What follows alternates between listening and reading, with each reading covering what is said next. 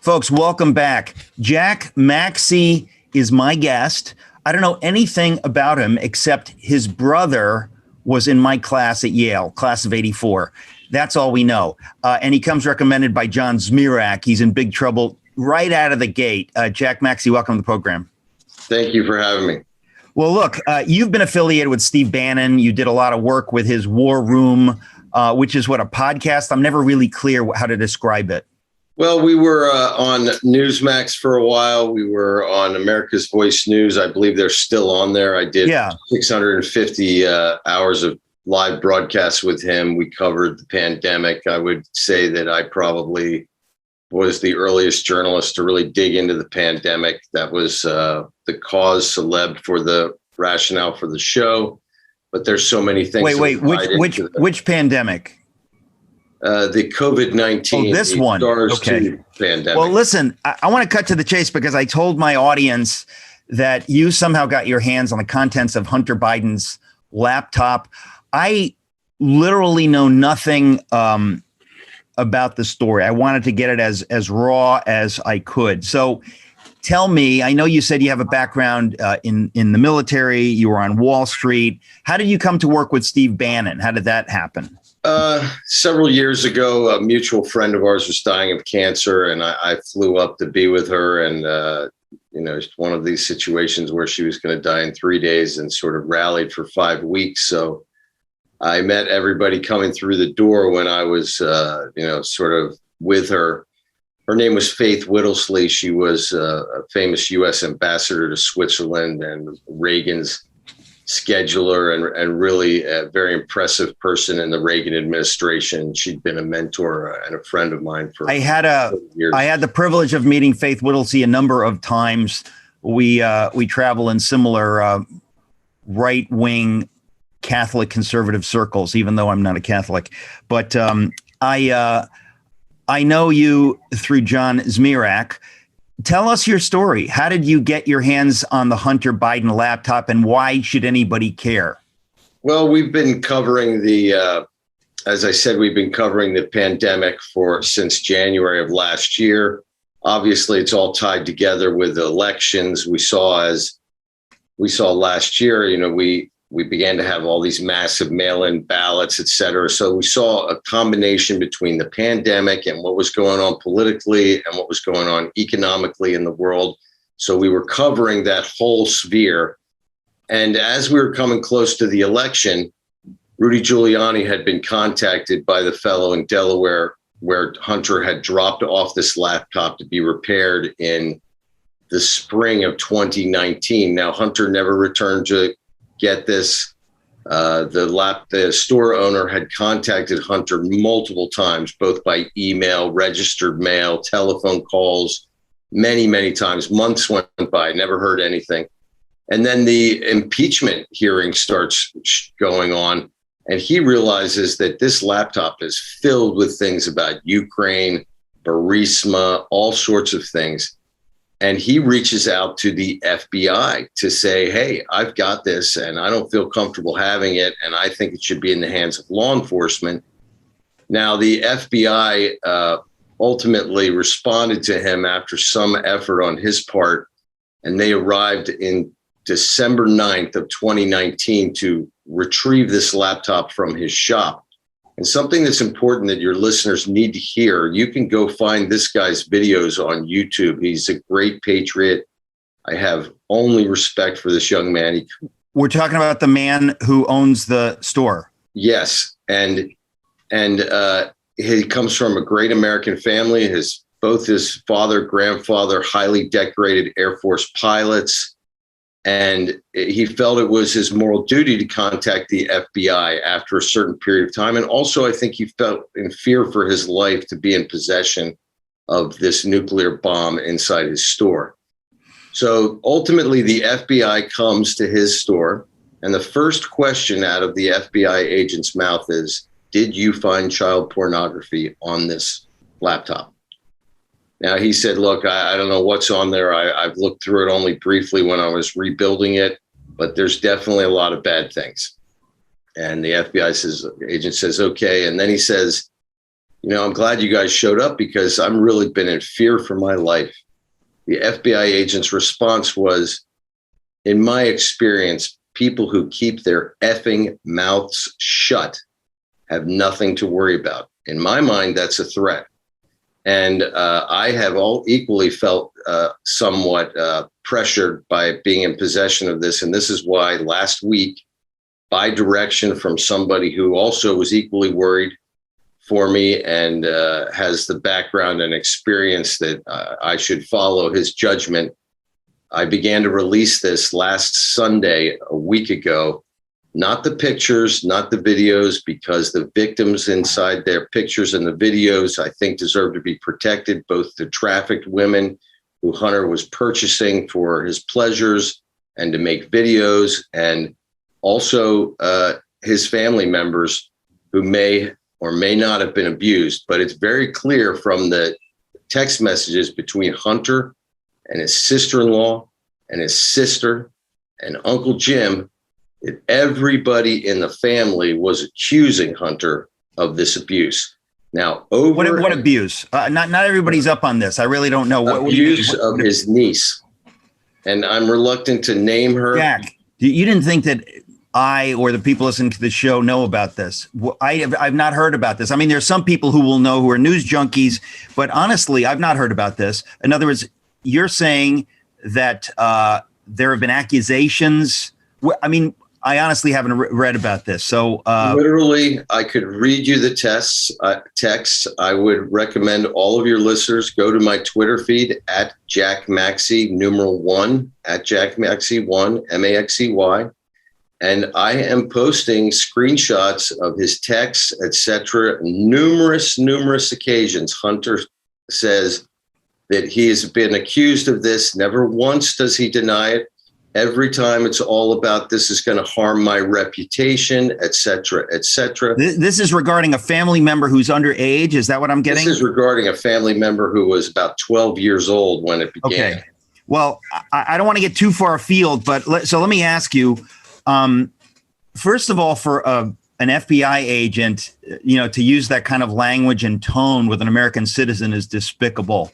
I wish I knew 100%. Who that was and 100%. Why they think they could dare to talk to an American citizen in that way. That's even despicable. More. Let's forget about the abuse allegations. And I'm talking dozens of internal conversations within the family where he is accused. They won't allow him to be alone with any of the children in the family. He is not allowed to call them, speak to them. His own sister calls him despicable. His sister-in-law accuses him. In fact, there's one time in which the sister-in-law, who also, this is quite frightening for our Christian listeners, this is Beau's widow. Hunter begins an affair with her and then later is accused of abusing her daughter. I'm just, there's so many things here. Forgive me. I just want to make sure that I'm clear. There's a lot here. What you're talking about is criminal stuff, obviously. 100% criminal stuff. And let's remember, Mrs. Biden, Jill Biden, Dr. Jill Biden, an educator, is obligated under Delaware law with any knowledge of potential abuse of a child to take it to the authorities under penalty of criminal prosecution for her. His sister, Ashley, is a licensed social worker. But my question, I mean, I still have a couple of questions just to follow up what you've already said. First of all, why would the FBI show up and immediately ask a question about child pornography? In other words, that's completely mystifying to me. 100%. Why would you ask that question unless you already had an inkling that this boy had a flavor for this sort of behavior? And I can tell you, I've had Americans who live in Beijing who've told me stories that they have heard from people in China, Chinese intelligence officers who openly would discuss how depraved Hunter Biden was. Now, Hunter Biden, there's an article written by Maureen Dowd in early January of 2019 in which she says Hunter Biden and his various business dealings, et cetera, are going to be what is very questionable for Joe Biden's future as being able to be elected. Now, Hunter responds to that article by making multiple contacts with people in his family, I believe his therapist, etc. And when he's speaking to his sister-in-law, he actually says something very disturbing. He says, "Have you read it? Have you read it?" She says, "No, Hunter, I haven't read it." He said, "Read it and I'll text you back." So he texts her back and she says, "What do you think?" She goes, "Well, Hunter, I don't know what to think because you do have a very strange business career." And he says, "Oh, you're probably one of those people who believes the stories that I killed those girls in Beijing, or that I was there when they killed the children in Donetsk, Ukraine." All right, I wanted all to. in writing, my friend. It's all on my Twitter feed. Hang on, Jack. Folks, we're going to be right back talking to Jack Maxey. This is some tough stuff. We'll be right back. Folks, it's the Eric Metaxas Show. I'm talking to Jack Maxey, who has the contents of the Hunter Biden laptop and has shared it on the internet because he fears for his life. As you can tell, if you've been listening, I'm largely ignorant of the details. I'm finding this out as we all are right now. Jack, there's so much that you've said that I want to ask questions about. First of all, there are a number of different issues here. One issue has to do with criminal accusations against Hunter Biden. So that's one thing that I would assume that's out of my purview. We have law enforcement in America. If somebody does these things, somebody out there takes action.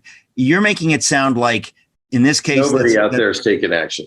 Right. Nobody. And you're saying why? Why aren't they taking action? I think because there's an objective here to protect the Biden family. For example, let's forget all of the child abuse allegations. There are over a dozen hours of pornographic tapes in which that Hunter makes himself, in which he is smoking crack cocaine regularly. I could put together a clip of an hour of Hunter smoking crack cocaine.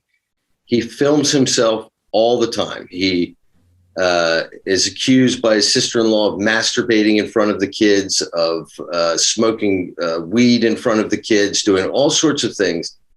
That is one side. That is private criminal behavior inside of a depraved family. I can promise you and assure you that everybody, if they had seen this stuff before the election, he would never been even allowed to go into the Democratic primaries. Now, remember, the FBI had this laptop before the first impeachment. Now, let's go to some of the other crimes. When you talk about the crimes that Hunter has committed with his association with Burisma, various Kazakhstan oligarchs, Eastern European oligarchs, Russian mobsters, you name it, that would have completely absolved President Trump 100%. Every single thing that Rudy Giuliani said concerning the Ukraine during that impeachment era was 100% true. In fact, it was even worse than Rudy knew of. Now, to be clear for your audience, in case they want to know how did I get the laptop, the store owner was distrustful, shall we say, of the FBI, mainly because I think he tried to contact them several times before they responded. So he actually kept several mirrored copies of the laptop, thinking that, hey, if my life's in danger, I want my friends to release this if something happens to me. Now, more than a year goes by, or nearly a year goes by, and nothing happens. He's never contacted back by the FBI. He sees no movement whatsoever in terms of prosecution. He watches Joe Biden go through the entire primary process where he rolls over Elizabeth Warren and Bernie Sanders and everybody else. And at the end of the day, he becomes very concerned. He tries to contact several U.S. senators. They don't contact him back.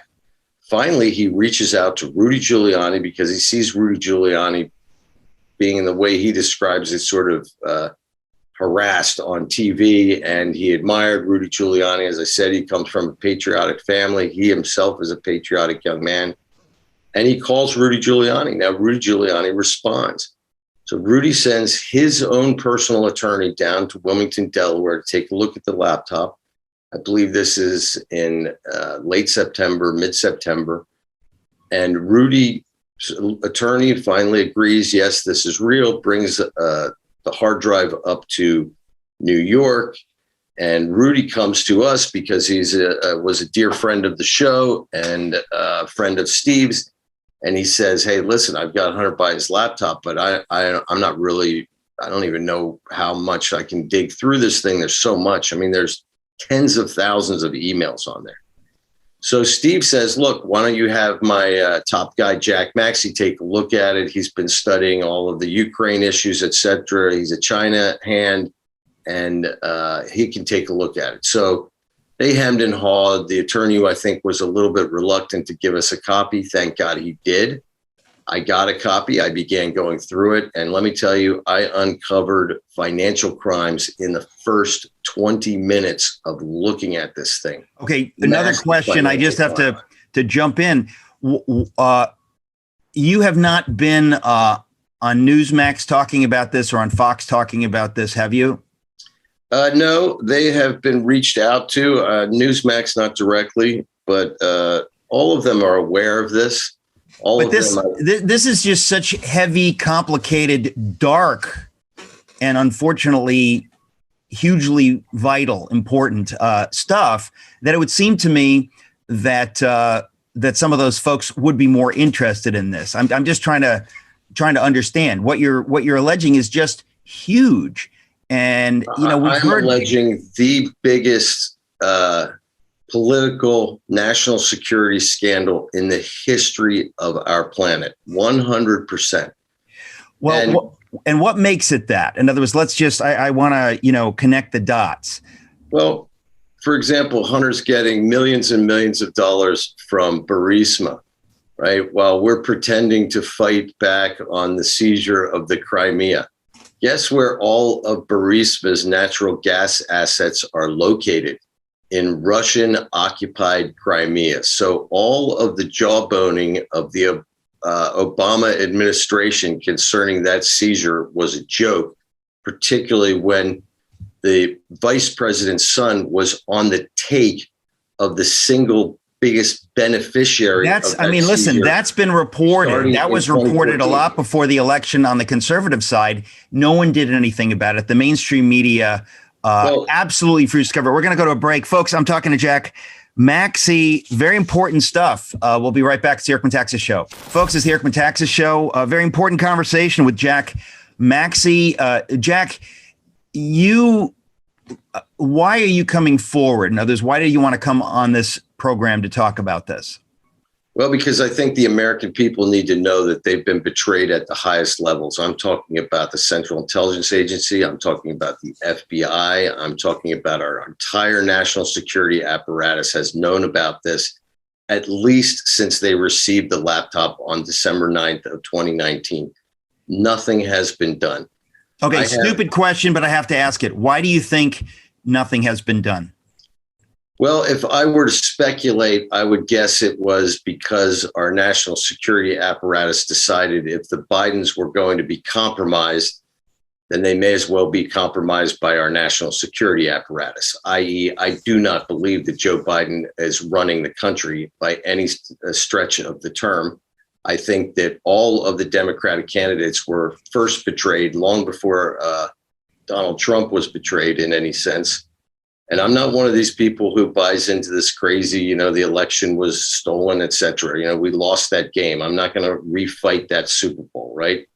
But the fact of the matter is the FBI has known everything that I've known for a long time. And let me give you an example of some of the things that occurred and some of the things that you'll see on my Twitter feed if you go look there.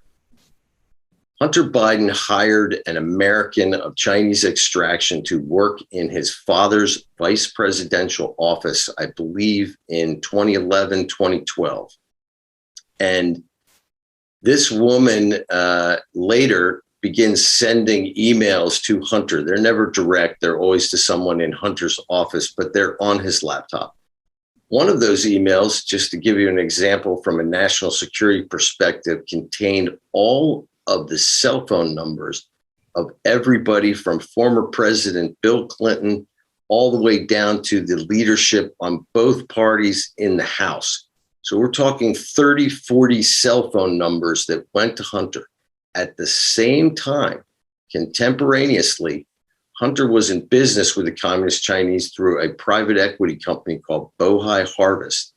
At one point, I believe it's in 2014 or 2015, the handlers in Beijing, and now this is a big question. When I went through this with several CIA agents, one of our big questions was, how was Hunter communicating with his handlers in Beijing? Because you're not going to give a drug-addicted crackhead with major sex issues a satellite thumb drive so that he can communicate, right? That's too dangerous to give him one of your covert communication methods. They openly direct Hunter and his broker-dealer, through which many crimes went. That means they're FINRA violations, SEC violations, U.S. Treasury violations, just because he used the broker-dealer to commit these financial crimes. They force him to hire a chosen American of Chinese extraction, clearly trusted by Beijing. She gets an office next to his office with a separate outdoor entrance. She is defined as the new communications director for Beijing. And what do they do with her after they get her? Immediately, she's sent to Beijing for a several-week training course on communications.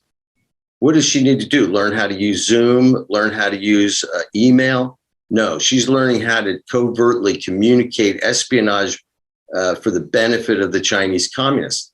Now, if you look at the Bohai Harvest, this private equity fund for which Hunter Biden was given $1.5 billion by the Bank of China.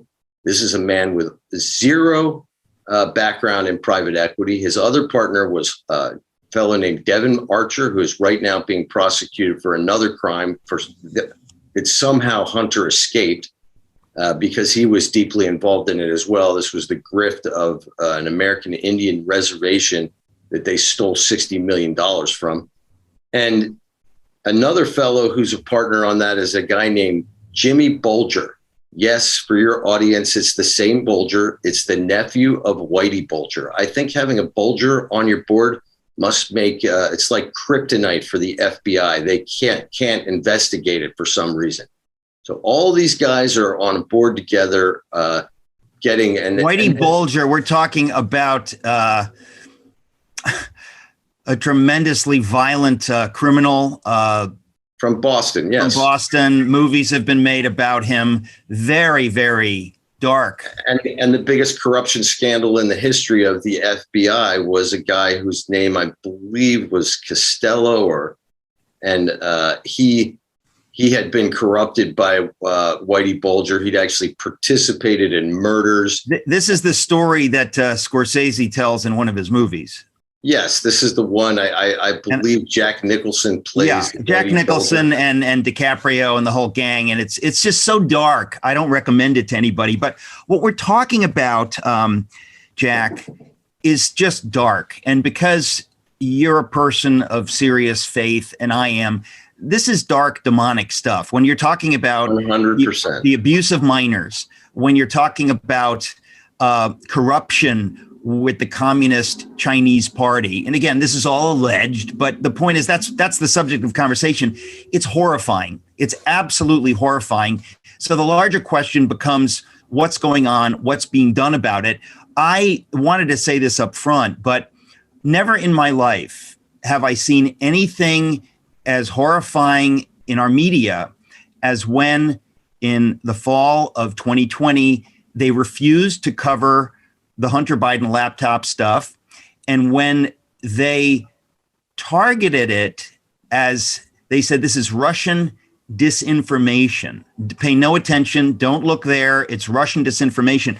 That was when I realized how dark and corrupt things were in America. And it caused me to speak out in a way that I've never spoken out before, because I never thought I'd see things go that far. When you're talking about the potential of a vice president who is running for president being compromised on any level with the communist Chinese, you would think in a normal world, everybody would go crazy over that and say, we must get to the bottom of this.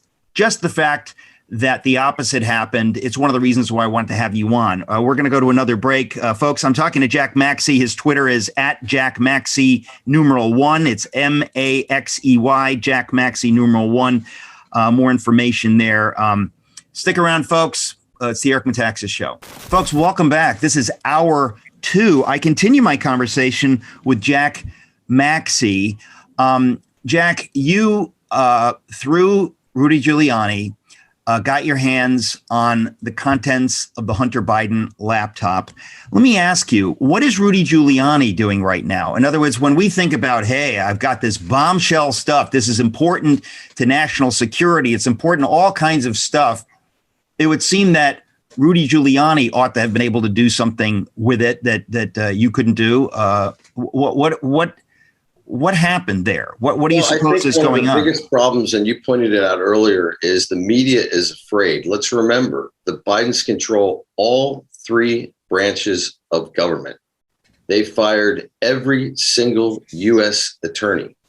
Remember Bill Priestap and Peter Strzok, who ran counter-espionage at the FBI, and they were chasing a soiled mattress in Moscow? Well, all of this was going on. Peter Strzok's wife is now one of the heads of enforcement at the SEC, appointed by Joe Biden. These are not coincidences, people. This is a concerted effort at a cover-up of incredible proportions. This Bohai Harvest company that they were involved in, the private equity company, in my opinion, was completely a front operation to purchase strategic assets inside the United States, one of which they had purchased. I'm sorry, who would do the purchasing? You're talking about China? Who are we talking about? Bohai Harvest was based in Shanghai. It was funded by the Communist Chinese, and Hunter and Devin and Mr. Bolger were the U.S. representatives. Okay. It's very nice to walk into a NATO country and try and purchase something when you've got the vice president's son on your elbow. When you say purchase something, purchase what? Well, private equity, what we do in private equity is we tend to purchase companies. We restructure them. Theoretically, we turn them around. No, I know what private equity is, but why would the Communist Chinese be interested in this? I'm not clear on what their... That's exactly the question that the media has to ask. Why would they be interested in giving $1.5 billion to 3 jokers who have no business in the sphere? Okay. Unless there was some other motive. In 2016, they bought a company in Detroit called Heineken Motors, or sometimes Hanson Automotive. Now, this company makes, along with some plastic parts for cars, the real value was in that they make dampening systems for everything from the old Buick Easy Glide to the M1 Abrams tank to the engine mounts on the F-35 fighter. Now, this had to pass CFIUS review. So, Committee on Foreign Investments in the United States. This requires the State Department, John Kerry, to sign off. This requires the Director of National Intelligence to sign off. This requires the Commerce Department to sign off. This requires the Department of Defense and the Treasury all to sign off on it. They all did. Ironically, Hunter and his friends, they found out that CFIUS was going to sign off on it after the Chinese did. So obviously the Chinese have other moles inside our government. They're like, hey, we just heard we're going to get them to all sign off on it. At the same time, contemporaneously to them purchasing this American company in Detroit with significant national defense connections, they tried to buy 3 companies inside Europe, one from Sweden, which was a micro vacuum company, which would take vacuum technology to sort of lift a micro grain of sand and stick it in a hole so you could make things like chips and weapon systems, etc. Sweden turned them down. Their CFIUS turned them down. At the same time, they tried to buy another 2 companies in Germany. One was a tungsten metal coating and fabrication company, obvious national defense issues. Germany turned them down. The third one was an electronic lens manufacturer for everything from missile nose cone to smart bombs to the cell phone. And they turned them down on national security basis. Okay, so the idea is that through Hunter Biden, the Chinese have an open door to the United States of America. Yes. You're alleging that he's been very handsomely rewarded for that.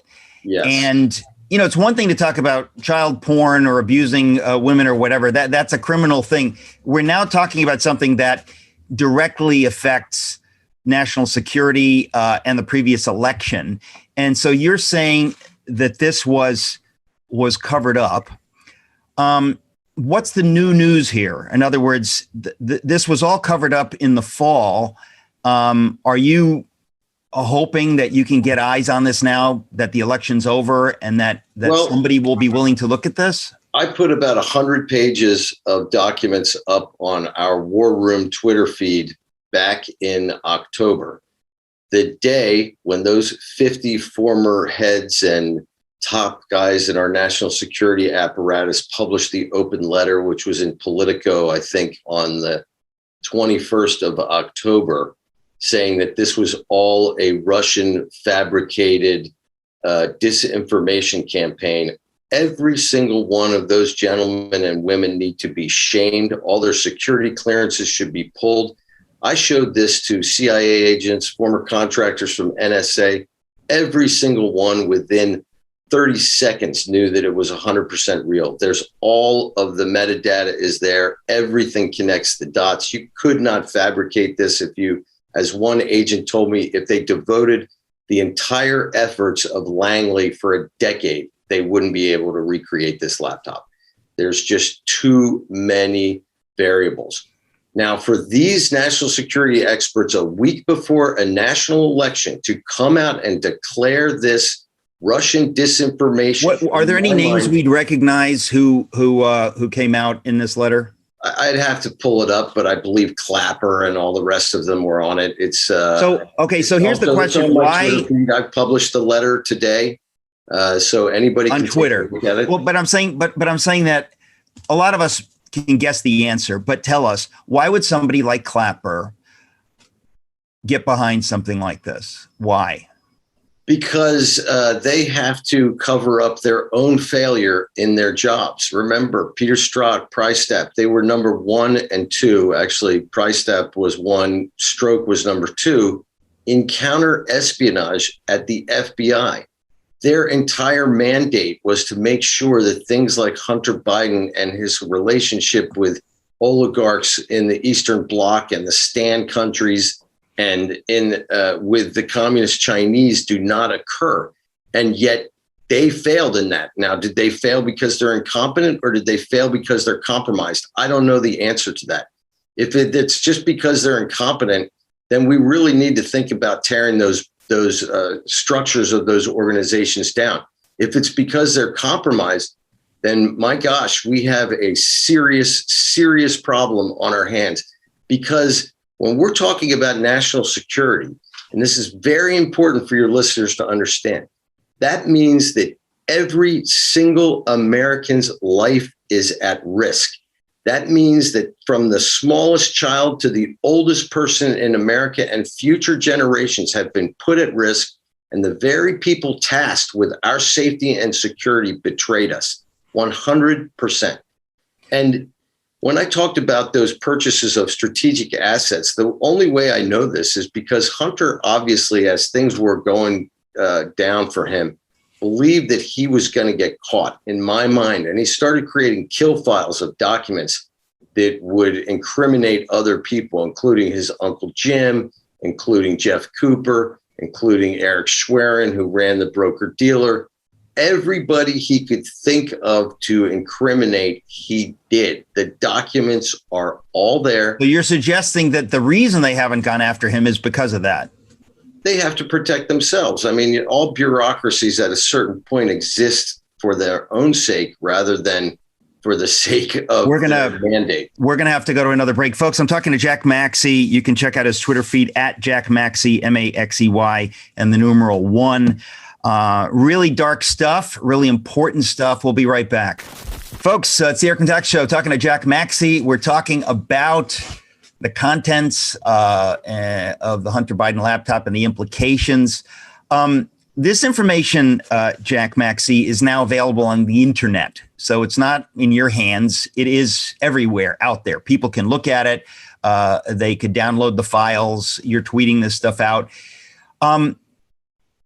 If all of this is true, and I have no reason to believe it isn't from what you're saying, I guess, why would you think the election wouldn't have been compromised? In other words, the levels of corruption are so disturbing that, in other words, I just think that the corruption is, if we don't deal with the corruption on all these levels, we cease to be America. We are not America as long as we have deep state actors or corrupt actors like you've been describing in our government. It's really horrifying. I think many Americans are upset about it, but they're not quite sure what to do. Well, I've recommended people they could go and just print out maybe the pages that I've highlighted on my Twitter feed, or go find them for yourselves. I'd say print them out. I'd say make a thumb drive of the contents, write a letter, concerned citizen, sign your name, say I have evidence of money laundering, corruption, espionage, child abuse. Make copies at Kinko, stick them in manila folders, and mail them to your local FBI, mail them to your state banking regulators, your AG, hand them to your sheriff.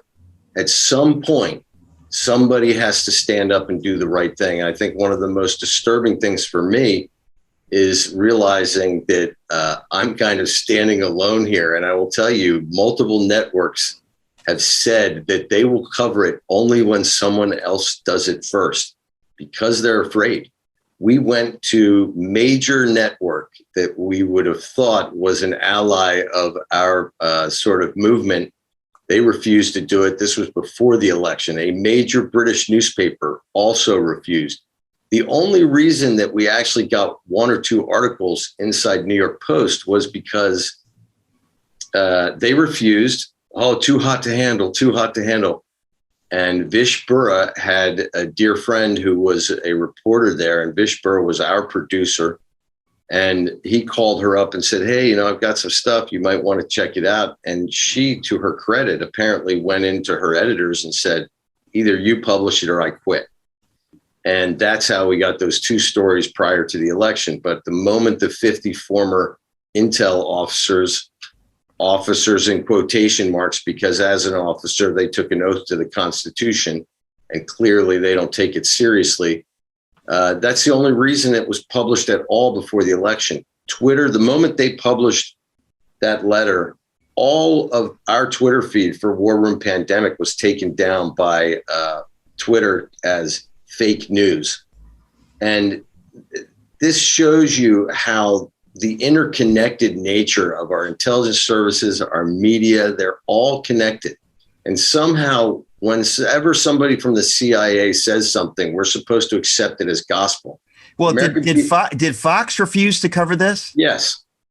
Now, this is before the election. Yes. Did you go to individual shows? Because I can think that people like Tucker, people like Sean Hannity, Laura Ingraham, I would suspect that they would be interested. I'd rather not name names, but courage is not exactly what I would say is at the forefront of even that organization.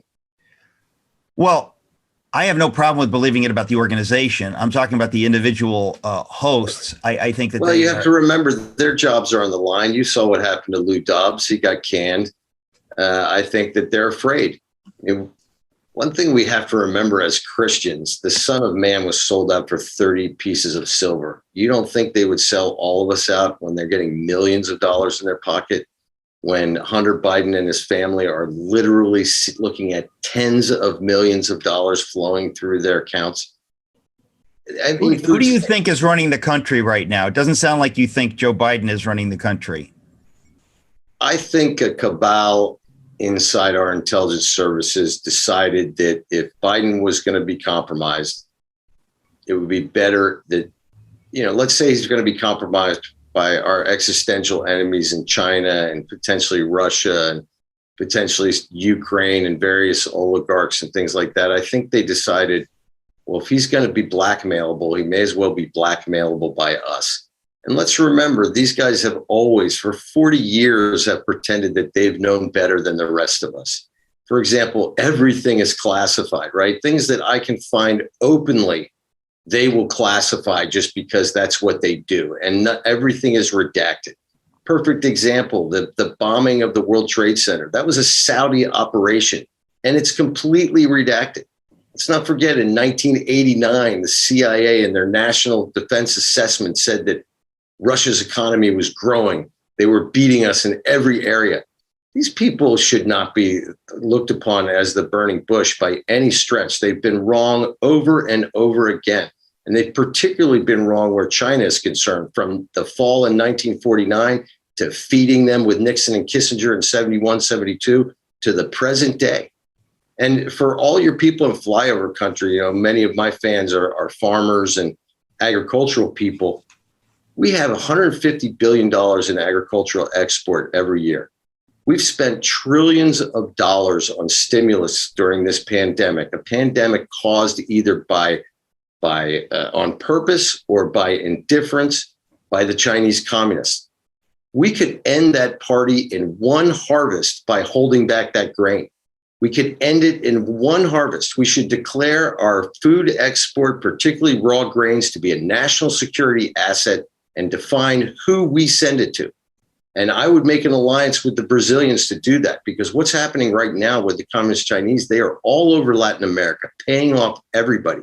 And if they can capture the grain supply of Argentina and Brazil, which they're trying desperately to do, then our leverage is locked out, and our American farmers are going to be locked out anyway. So why didn't Trump take action on this? I don't know. I think Donald Trump tried to do a lot of things. I think one of the problems that Donald Trump had was that his entire National Security Council, or the vast majority, were holdovers from the Obama administration. We tend to make this assumption that. And why didn't he fire them? Because I don't think he probably had good advice. I don't think he was prepared to replace them. My advice right now to a group that I'm working with is to create a shadow National Security Council that can respond to every foreign policy decision of this present administration and provide a trustworthy National Security Council that can walk in and do the job on day one in 2024. But is that why they went after General Flynn? Because he threatened all of this? Well, think about it. Their objective is to destroy people, right? And when you are up against the entire apparatus of the United States government, unless you have a pretty good steel in your spine, most people will cave because they will destroy you. Their money is no object to them. All their lawyers are on the payroll. You have to hire your own lawyers when they come and attack you. I'm fortunately in a situation at this stage of my life where I don't have a lot of assets, so I don't have fear. And I guess, this is something also for your listeners. What is fear but a lack of faith, right? To me, fear is a lack of faith. And we see this and I'm a Catholic. I see this in my own church. I see this in Americans across the country. They live in fear all the time. COVID-19, fear, fear, fear. Why do we fear death if we believe in Christ and the promise that he made on the cross? And also, I think it's important that your viewers know that this going through this hard drive, particularly the photographs, particularly the correspondence between the family, outside of the clear espionage and betrayals, very spiritually troubling. Many, many times I had to stop and pray.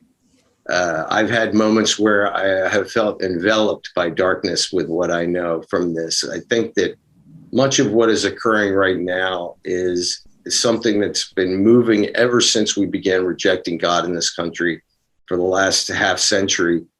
And I used to believe, like many people, that demonic forces and all these things were just something you read about or Chesterton sort of referenced and what have you, but it's real. I cannot tell you, this could not exist if there were not people who lacked faith in positions of power. Because let's remember, particularly on the abuse, what did Christ say?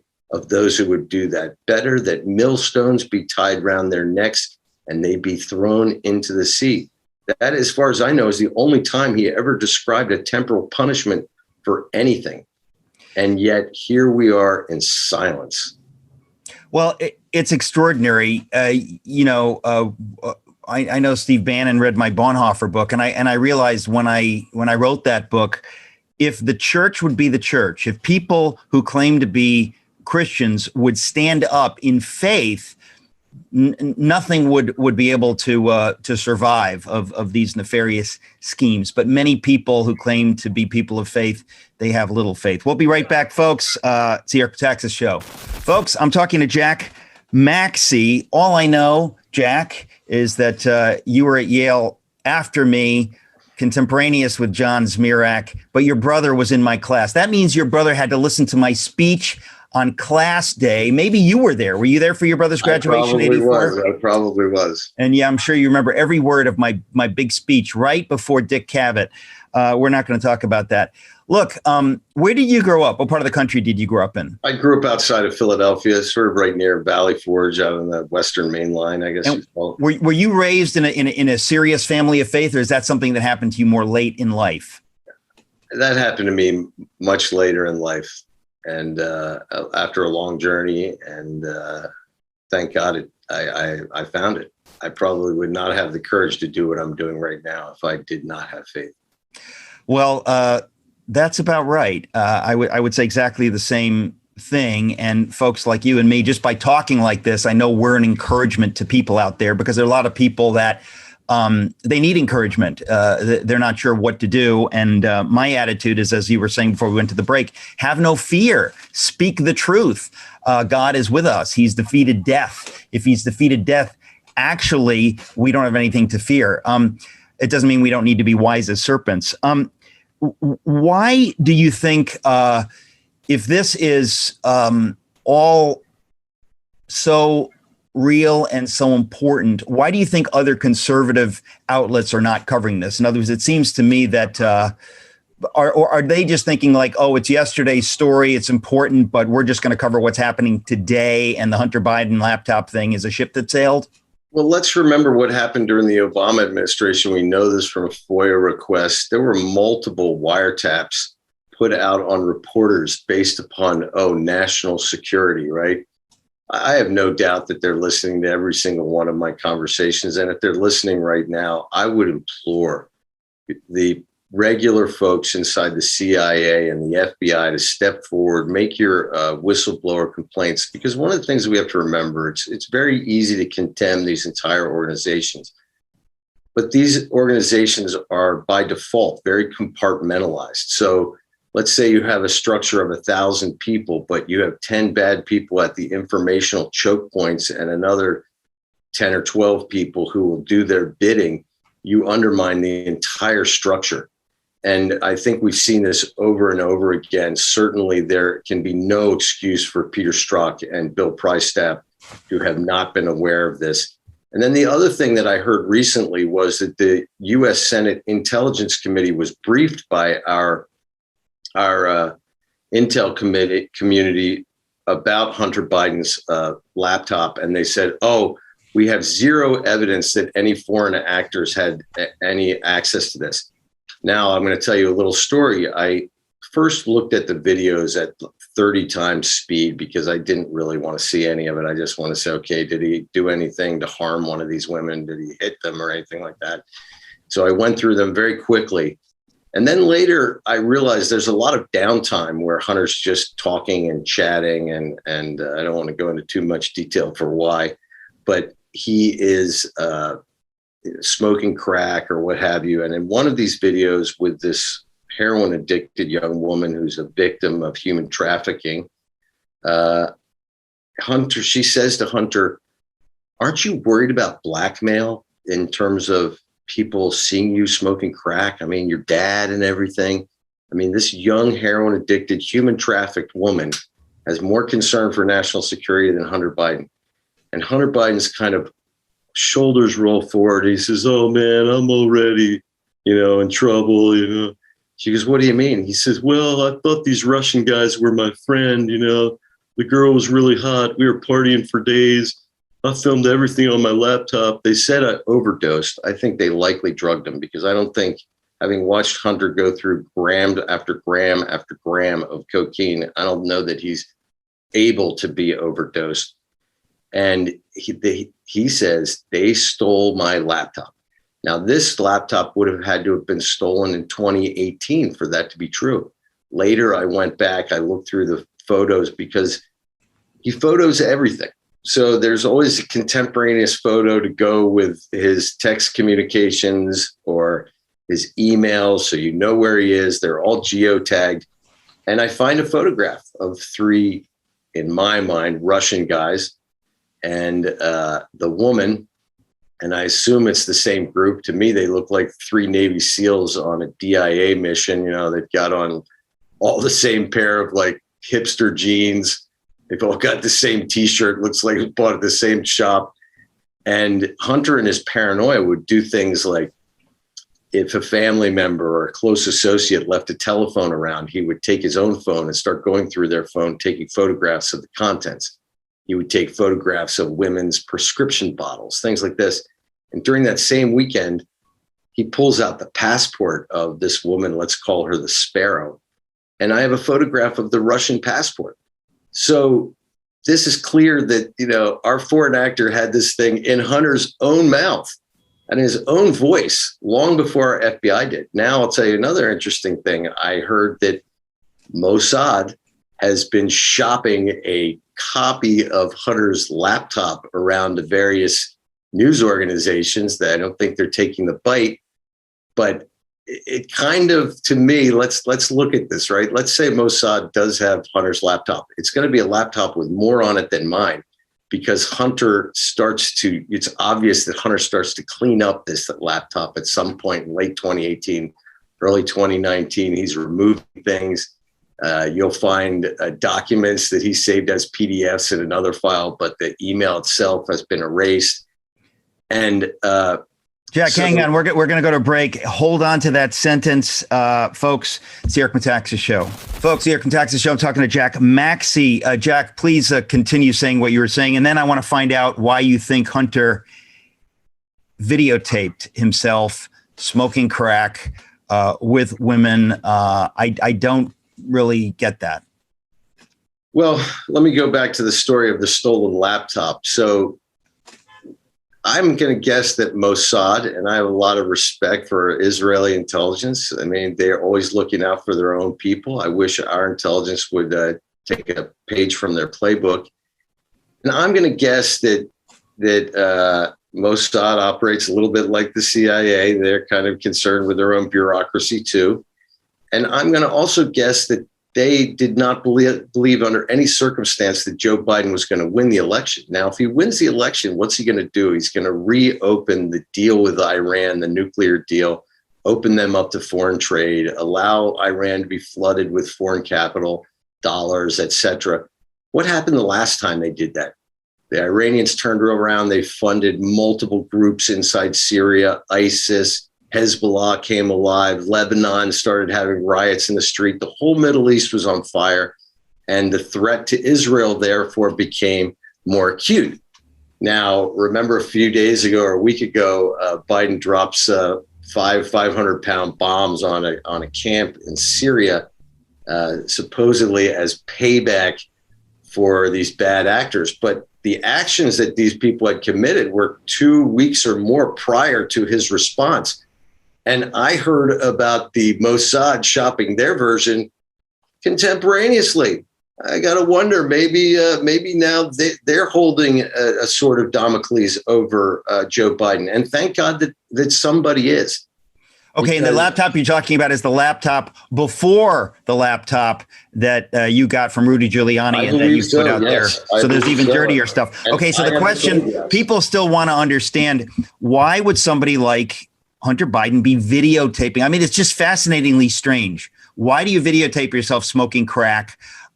Is he videotaping himself doing sexual things with women? I mean, I don't want details, but I'm saying yes. Okay. Very disturbing things. So he's videotaping this stuff. Why do you think he's doing that? To be I want to say I believe he thinks of himself as kind of a pornographic star, if you will.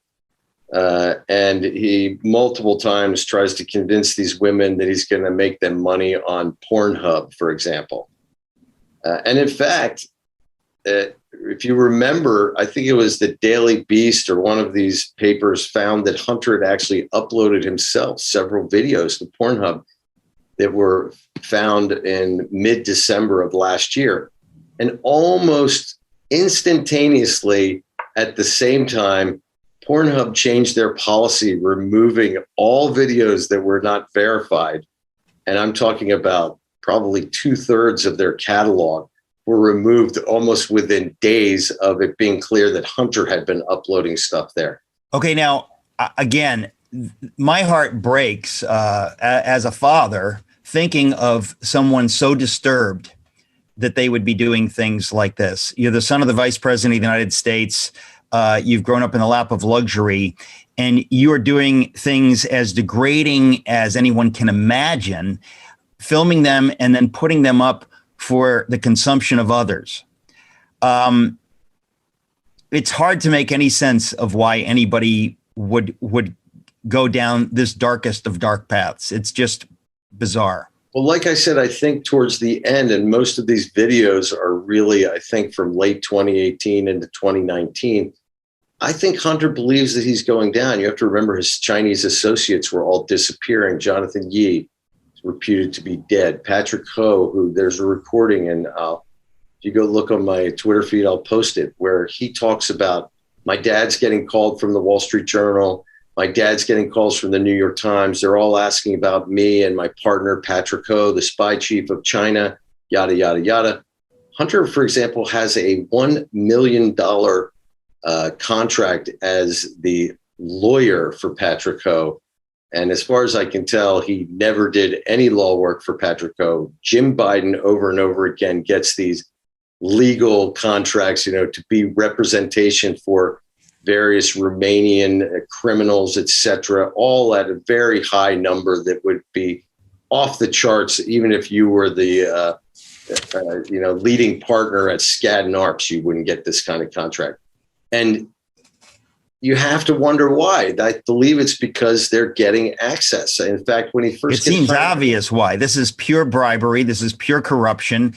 And the man who lives in the White House right now sounds to me as compromised as anyone who has ever lived in the White House, unless I'm missing something. I mean, if a tenth of this is true. And this behavior is not new. I'm guessing this goes back decades. For example, Hunter has a multitude of LLCs that are registered in the state of Delaware. Let's not forget his brother, Bo. I don't want to speak poorly of the dead, but his brother, Bo, was the attorney general of the state of Delaware, when much of this criminal activity was going on, when much of the money was flowing through these kind of opaque trusts in Delaware, both for pure money laundering purposes and for purposes of profit. And to me, I don't think that there are any coincidences.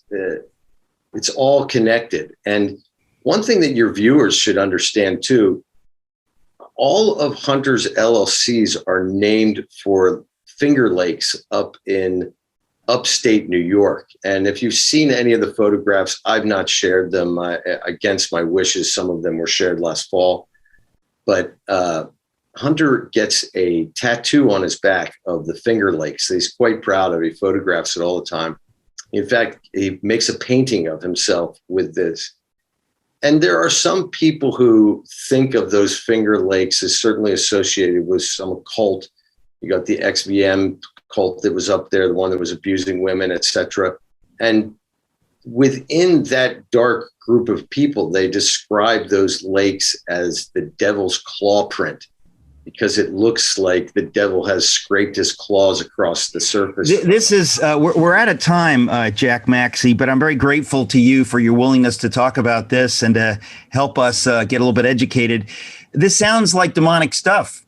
This sounds like dark stuff. When you're talking about treating women this way, underage women, as I said, if a tenth of it is true, if a tenth of the corruption involving foreign actors is true, I think God is going to judge this. I don't think that people who think they're going to get away with it are going to get away with it. God is not mocked. This is horrifying stuff.